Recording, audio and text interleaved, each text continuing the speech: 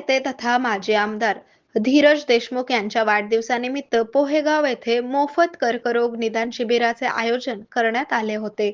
या शिबिरास नागरिकांचा उत्स्फूर्त प्रतिसाद लाभला।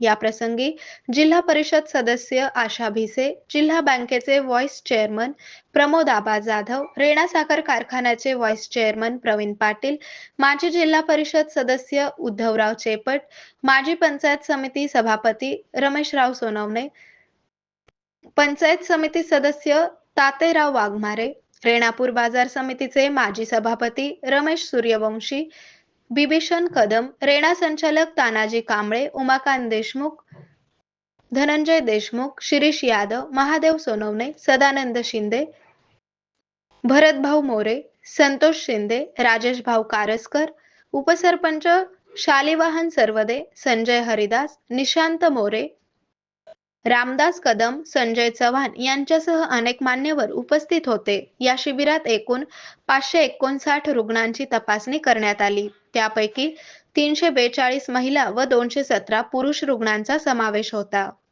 आरोग्य म्हणजे केवळ औषध नाही, तर निसर्गाच्या योग्य उपचारांनी मिळणारी खरी आरामदायक अनुभूती। सोलापूरमध्ये निसर्गोपचाराचं विश्वासाचं नाव लिमये निसर्गोपचार केंद्र। इथे उपलब्ध आहेत विना औषध उपचार पद्धती, ॲक्युप्रेशर, ॲक्युपंक्चर, कपिंग आणि मसाज थेरपी। सर्व प्रकारच्या आजारांवर निसर्गाच्या माध्यमातून